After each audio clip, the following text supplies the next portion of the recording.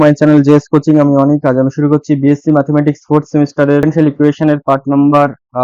এই ভিডিওতে আমি আলোচনা করব ইম্পর্টেন্ট কোশ্চেন নিয়ে। থেকে শেষ পর্যন্ত অবশ্যই ভিডিওটাকে দেখবে এবং তোমার বন্ধুদের মধ্যে ভিডিওটাকে শেয়ার করে দেবো। চলো শুরু করছি আজকের ভিডিও। তো আজকের ভিডিও শুরু করার আগে আমি আগের দিন যে জিনিসগুলো করেছিলাম সেগুলো বলে নিই। দেখো, আগের দিন আমরা শিখেছিলাম যে কোনো একটা ডিফারেনশিয়াল ইকুয়েশন যদি এরকম হয় dy/dx mod y plus equal to 0, তিনটে কন্ডিশন ছিল আমাদের। একটা হচ্ছে a is equal to 0, একটা ছিল a নেগেটিভ, একটা ছিল হচ্ছে a। ফলে তিনখানা কন্ডিশনের ক্ষেত্রে তিনটে জিনিস হয়েছিল, সেই তিনটে জিনিস আমাদেরকে বের করে যখন a is equal to 0 হয়েছিল তখন এই ডিফারেনশিয়াল ইকুয়েশনের সলিউশন কি হয়েছিল। এই ডিফারেনশিয়াল ইকুয়েশনের সলিউশন যদি y of x হয় সেটা আমরা ট্রিভিয়াল সলিউশন পেয়েছিলাম। ট্রিভিয়াল সলিউশন মানে কি, জিরো সলিউশন। আর যদি a নেগেটিভ হয় তখন y of x এর আমরা দুইখানা সলিউশন পেয়েছিলাম, সেটা হচ্ছে প্লাস মাইনাস a।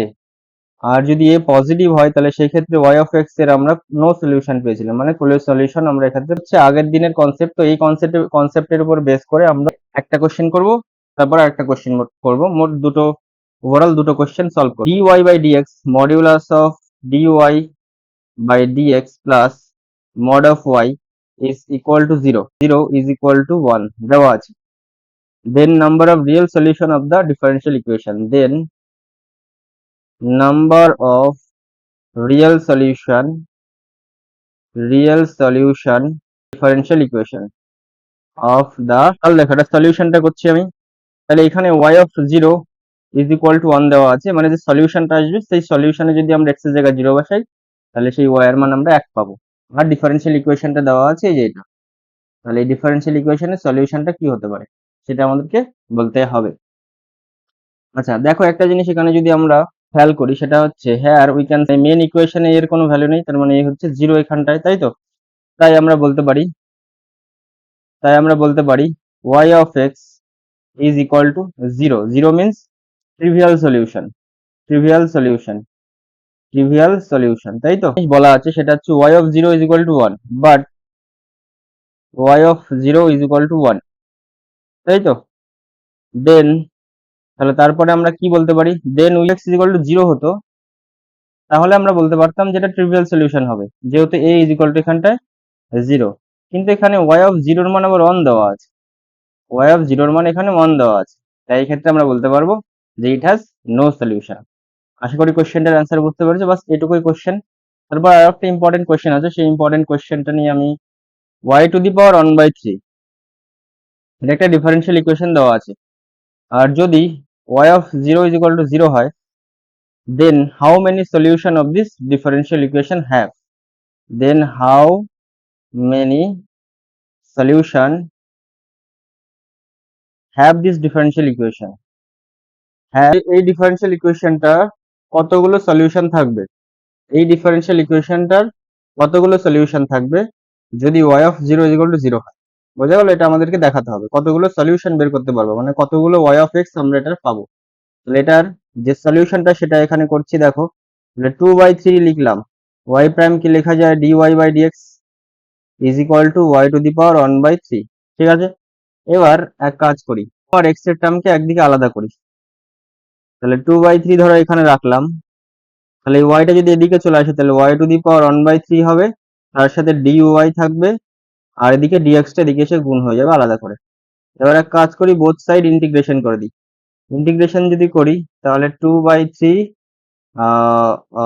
যদি এটা যদি ইন্টিগ্রেশন করি তাহলে y টু দি পাওয়ার কি হবে, y টু দি পাওয়ার হবে 2/3 হবে ওভারঅল, কারণ 1 প্লাস হলে 2/3 হবে, আর নিচে আর একটা 2/3 হবে, ইজ ইকুয়াল টু x হবে বা x প্লাস c হবে, কারণ ইন্টিগ্রেশন কনস্ট্যান্টও তো আসবে এক্ষেত্রে। এইটা আর এইটা কেটে দিতে পারি, কেটে দিলে তাহলে থাকবে এটা কি, দেখো কেটে দিলে একটা জিনিস থাকবে, সেটা হচ্ছে y to the power 2/3 is equal two x plus c। একে বলা আছে according the question y of 0 is equal two কত বলা আছে, y of 0 is equal to 0 বলা আছে, y of 0 is equal to 0। এর অর্থ এই হচ্ছে যে x যদি 0 হয় তাহলে y অফ x ও 0 হবে, সেটাই বলা আছে আমাদেরকে এখানে। সলিউশন তো আমরা এটা পেয়েছি যে y of x is equal two x plus c, তাই তো। তাহলে এই ক্ষেত্রে আমরা x এর জায়গায় 0 বসাবো, সেক্ষেত্রে y অফ x ও 0 হয়ে যাবে। তাহলে যে সলিউশনটা আমরা পেয়েছিলাম, বলতে পারি y of 2/3 is equal two x plus c এক্ষেত্রে ওয়াই অফ এক্স এটা যদি 0 হয় আর এক্স যদি 0 হয় তাহলে সি এর ভ্যালু কত হবে? এক্ষেত্রে সি এর ভ্যালু আমরা পাবো ওভারঅল 0, তাই তো? তাহলে এক্ষেত্রে সি এর ভ্যালু আমরা ওভারঅল কত পেলাম? 0। এবার সি এর ভ্যালু যদি 0 হয় তাহলে এইখানে এই ইকুয়েশনটায় আমরা সি এর জায়গায় 0 বসিয়ে দেবো, তাহলে একটা সলিউশন আমরা পেয়ে যাব। তাহলে y to the power 2/3 x plus 0, তাহলে y to the power 2/3 is equal to x. তাহলে এটা পেলাম হচ্ছে একটা সলিউশন, এটা পেলাম আমরা একটা সলিউশন। কার সলিউশন পেলাম? ওই ডিফারেনশিয়াল ইকুয়েশনটার সলিউশন পেলাম। কোন ডিফারেনশিয়াল ইকুয়েশনটার? এই যে এটা, এই ডিফারেনশিয়াল ইকুয়েশনটার একটা সলিউশন পেলাম, সেটা হচ্ছে এই যে এইটা, তাই তো? এবার আরো এখান থেকে আরো সলিউশন বের করা যেতে পারে, কারণ সি এর ভ্যালু যে অলওয়েজ 0 হবে তা তো নয়, 0 ছাড়া অন্য কিছু হতে পারে, তাই না? সি এর ভ্যালুটা এক্ষেত্রে 0 ছাড়া অন্য কিছু হতে পারে। তো সেই ক্ষেত্রে আমরা কি করব? দেখো, তাহলে যেটা আমরা পেলাম সেটা তো থাকলো, পেয়েছি আমি সেটা একবার লিখে নিই। Y to the power 1/3 is equal to x, এটা পেয়েছি। এখান থেকে আমরা একটা জিনিস লিখতে পারি যে y is equal to x to the power 3/2, এই জিনিসটা লিখতে পারি, এটা একটা সলিউশন হিসেবে লিখতে পারি আমরা এখানে। Equal to x to the power 3/2, এটাকে আমরা ওপেন করি। ওপেন করলে কি পাবো? এটাকে যদি ওপেন করি তাহলে 3/2 পাবো, যখন এক্স এর মান কি হবে? এক্স এর মান গ্রেটার দেন 0 হবে, তাই তো? এক্স এর মান গ্রেটার দেন ইকুয়াল টু 0 হবে, মানে 0 হলে ওটা 0 হবে, অথবা এক্স এর থেকে বড় হলেও এরকম এক্সই পাওয়া যাবে। আর এটা 0 পাবো কখন? যখন এক্স লেস দেন 0 হবে, তাই তো? যখন এক্স লেস দেন 0 হবে। কেন হবে? দেখো, এখানে এক্স এর পাওয়ারে কত আছে? 3/2 আছে। যদি আমরা এক্স এর ভ্যালু 1 নিই তাহলে তার পাওয়ারে 3/2 করলে আমরা 1 পাবো। কিন্তু যদি আমরা এক্স এর জায়গায় -1 নিই, তার পাওয়ারে যদি 3/2 করি, যদি 3/2 করা হয় তাহলে 3/2 করলে এটা কত হবে? -1 তার পাওয়ারে 1, -1 তার পাওয়ারে হাফ। তাহলে -1 ইন্টু এই -1 এর পাওয়ার হাফ মানে √(-1), এবার √(-1) মানে হচ্ছে -1 ইন্টু আই, তার মানে এটা -i হতো। তার মানে নেগেটিভ কোনো ভ্যালু নিলে এক্স এর জায়গায় যদি আমরা কোনো নেগেটিভ ভ্যালু নিই তাহলে সেটা আমরা সেটা ইমাজিনারি হয়ে যাবে। এবার ইমাজিনারি তো আমরা এখানে অ্যানালাইসিস করব না, এখানে আমরা শুধুমাত্র রিয়েল পার্টটা নিয়ে অ্যানালাইসিস করব। সেই কারণে এখানে এক্স এর ভ্যালু আমরা পজিটিভই রাখবো, তাই নেগেটিভ রাখবো না। তাহলে এক কাজ করি, এটার একটা গ্রাফ ড্র করি। আমি ড্র করি, যেহেতু এটা y is equal to x to the power 3/2 ফর্মে আছে, তাহলে এটার গ্রাফটা অনেকটা এরকম টাইপের হবে। ঠিক আছে, এটার গ্রাফটা অনেকটা এরকম টাইপের হবে। এবার আমরা একটা কাজ করব, সেটা হচ্ছে এই গ্রাফটাকে আমরা শিফট করব। শিফটিং প্রপার্টি ইউজ করব, সেখানে আরো অনেক কিছু ইউজ করে এটার সলিউশনটা বের করার চেষ্টা করব। তাহলে এটা শিফটিং প্রপার্টি ইউজ করছি। বাই শিফটিং প্রপার্টি যেটাই যে পেলাম y of x is equal two এটা, এখান থেকে যদি আমরা এই গ্রাফটাকে এইদিকে শিফট করে দিই, কোথাও এরকম জায়গায় কোথাও শিফট করে দিই, এরকম ভাবে কোথাও শিফট করে দিই, তাহলে কি হবে? তাহলে শিফট যদি করি তাহলে x মাইনাস সি মানে সি টাইমস যদি আমরা ধরে নিয়ে নিই তাহলে এর পাওয়ারে হয়ে যাবে 3/2 আছে, আর greater than x minus c greater than equal to 0। আর এটা 0 হবে কখন? যখন x minus c less than equal to, সিস্টেমটাই পুরোটাই সি এর উপর নির্ভর করছে। সি যদি এইটুকু হয় তাহলে গ্রাফটা এদিকে যাবে, সি যদি এখান থেকে এইটুকু হয় তাহলে গ্রাফটা এদিকে যাবে, সি যদি আরো বেশি হয় তাহলে গ্রাফটা এদিকে যাবে, সি যদি এখানে হয় তাহলে গ্রাফটা এদিকে যাবে। তার মানে সি এর উপর এটা নির্ভর করছে। এবার সি এর ভ্যালু এখানে কত হতে পারে? সি এর ভ্যালু এখানে ইনফাইনাইট টাইমস হতে পারে, মানে সি এর ভ্যালু যে কোনো ইচ্ছা হতে পারে। সেই কারণে এখান থেকে আমরা এই গ্রাফ থেকে আর একটা জিনিস বলতে পারি, সেটা হচ্ছে এটার ইনফাইনাইটলি মেনি সলিউশন থাকতে পারে। তো এটাকে আমি পুরো ব্যাপারটাকে একবার লিখে বলছি, সেটা হচ্ছে x is infinitely many solution because infinitely the solution is depends on c because the এর উপর এই সলিউশনটা নির্ভর করছে, তাই আমরা বলতে পারি it has a infinitely many solution। এবার এক কাজ করি, এবার আমরা ডেরিভেটিভ রেসপেক্ট থেকে এটাকে আমরা এক্সপ্লেন করার চেষ্টা করি, দেখি কি হয়। যদি ডেরিভেটিভের রেসপেক্টে করতে চাই তাহলে কি হবে? দেখো, যে y অফ x আমরা যেটা পেয়েছি সেটার পুরোটার পাওয়ারে আমরা 1/3 করে দিই, পুরোটার পাওয়ারে একবার 1/3 রেস করি, পাওয়ারে রেস করি তাহলে এদিকে 1/3 রেস করতে হবে এদিকটা, তাহলে এদিকে যদি 1/3 রেস করি তাহলে এর পাওয়ারে হাফ থেকে যাবে, তাই তো? তাহলে x মাইনাস সি তার পাওয়ারে কত থাকবে? শুধুমাত্র হাফ। আর এখানটায় আমরা বলতে পারবো, এখান থেকে বলতে পারবো, যে এই জায়গা থেকে বলতে পারবো, আর এই জায়গা থেকে বলতে পারবো যে x গ্রেটার দেন সি, আর এক্ষেত্রে এক্স লেস দেন সি, এক্ষেত্রে এটা হলো 0ই আসবে, তাই তো? আচ্ছা, কাজ করি, এটাকে আমরা 2 নাম্বার নাম দিয়ে দিই, আর এই যে ইকুয়েশনটা পেয়েছিলাম এটাকে 1 নাম্বার নাম দিই। তাহলে এক কাজ করি, এই 1 নাম্বার ইকুয়েশনকে আমরা ডেরিভেটিভ করি, differentiate equation number 1 with respect to x. X এর রেসপেক্টে যদি আমরা ইকুয়েশন নাম্বার 1 কে ডেরিভেটিভ করি তাহলে এটা ওয়াই প্রাইম পাবো আমরা, তাই তো? আচ্ছা, যদি এটা ওয়াই প্রাইম হয় তাহলে ওভারঅল কত আসবে? এটা এই 3/2টা আগে চলে আসবে, তাহলে 3/2 into x to the power half থাকবে। এটা ইকুয়েশন নাম্বার 1 দিই আমরা, এটাকে যদি ইকুয়েশন নাম্বার 1 রেখি তাহলে এটাকে আমরা ডেরিভেটিভ করব। এটাকে যদি আমরা ডেরিভেটিভ করি তাহলে কি হবে? এই 3/2 আগে আসবে, এক্স মাইনাস সি তার পাওয়ারে হয়ে যাবে হাফ, আর এখানটায় যেমনটা আছে এক্স এরকমই থাকবে, এটা 0 হবে এক্স লেস দেন 0-র জন্য, তাই তো? এবার এই 2/3টা এদিকে গুণ করে দিই, 2/3টা এদিকে গুণ করে দিই আমরা।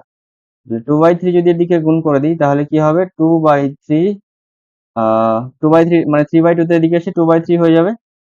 এটা হচ্ছে ওয়াই প্রাইম মানে হচ্ছে dy by dx is equal to থাকবে এখানটা এক্স মাইনাস সি, তার পাওয়ারে থাকবে হাফ, এটা 0, এটা এক্স গ্রেটার দেন সি, এটা x less than 0, x less than c. বোঝা গেল? এবার এটাকে ধরো 3 নাম্বার নাম দিই আমরা, 1 2 3।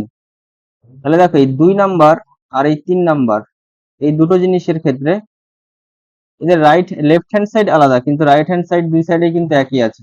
তার মানে যদি লেফট হ্যান্ড সাইড যদি রাইট হ্যান্ড সাইড দুটো এক হয় তাহলে এদের লেফট হ্যান্ড সাইড অবশ্যই সমান হতে হবে।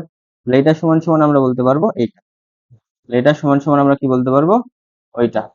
তাহলে এখান থেকে যদি আমরা এটাকে কম্পেয়ার করি তাহলে আমি সলিউশনটা এখানে লিখছি, সেটা হচ্ছে y অফ x মানে y এর পাওয়ারে যদি 1/3 করি ইজ ইকুয়াল টু আমরা কত পাবো? 2/3 dy by dx, 2/3 2/3 dy by dx, 2/3 dy by dx, তাই তো?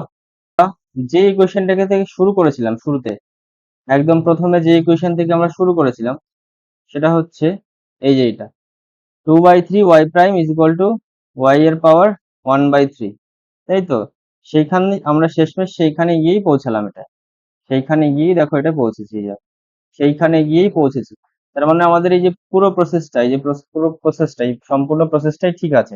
এবার এই সম্পূর্ণ প্রসেসটার ক্ষেত্রে কোন কার ভ্যালুর উপর এই সলিউশন গুলো নির্ভর করছে? সি এর ভ্যালুর উপর এই সলিউশন গুলো নির্ভর করছে। এবার সি এর ভ্যালু ইনফাইনাইট হতে পারে, সেই কারণে আমরা বলতে পারি যে এই ডিফারেনশিয়াল ইকুয়েশনের ইনফাইনাইটলি মেনি সলিউশন থাকতে পারে, কোনো ইউনিক সলিউশন থাকবে না কিন্তু এই ক্ষেত্রে। তাহলে the differential equation have infinitely many solution, has infinitely many solution. আশা করি কোয়েশ্চেনটার অ্যান্সার বুঝতে পেরেছো। আচ্ছা, এটা হচ্ছে দ্য ইনিশিয়াল ভ্যালু প্রবলেম। যদি y প্রাইম মানে dy by dx is equal to y to the power alpha হয়, আর আলফার ভ্যালুটা যদি 0 থেকে 1 এর মধ্যে বিলং করে, অ্যান্ড y অফ এ হচ্ছে একটা যে কোনো পয়েন্ট, সেটা এই এর মধ্যে থেকে যে কোনো একটা পয়েন্ট যদি হয়, যদি সেটা 0 হয় ইকুয়াল টু, তাহলে how many solution it has. দেখো এই যে পুরো সিস্টেমটা সেটা হচ্ছে y prime is equal to y to the power alpha. আগের কোশ্চেন থেকে আমরা বলতে পারি না যে সেখানে সি এর ভ্যালুর উপর পুরো সম্পূর্ণ সলিউশনটা নির্ভর করছিল, সি এর ভ্যালু যেমনটা ছিল সেই হিসাবে সলিউশনটা ছিল, তাহলে এই ক্ষেত্রে সলিউশনটা আলফার উপর নির্ভর করবে। এবার আলফার ভ্যালু কিসের উপর আছে? আলফার ভ্যালু আছে 0 থেকে 1 এর মধ্যে। এবার 0 থেকে 1 এর মধ্যে ইনফাইনাইটলি মেনি মেনি নাম্বার থাকতে পারে, 0 থেকে 1 এর মধ্যে ইনফাইনাইটলি মেনি নাম্বার থাকতে পারে।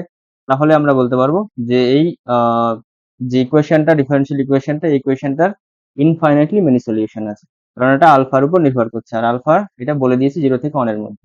তাহলে it has a it has infinitely many solution. আশা করি কোশ্চেনটার অ্যান্সার বুঝতে পেরেছো। দেখার জন্য সবাইকে অনেক অনেক ধন্যবাদ। কালকের ক্লাসে আমি ভেরিয়েবল সেপারেবল মেথড শেখাবো, এবং সলিউশন কিভাবে করতে হয়, কিভাবে ইন্টিগ্রেটিং ফ্যাক্টর ব্যবহার করতে হয়, তারপরে হোমোজেনিয়াস ডিফারেনশিয়াল ইকুয়েশন, এগুলো যা যা আছে শুরু থেকে শেষ পর্যন্ত আমি এই অর্ডিনারি ডিফারেনশিয়াল ইকুয়েশন নিয়ে আলোচনা করবো। তাই শুরু থেকে শেষ পর্যন্ত ভিডিওটা দেখার জন্য সবাইকে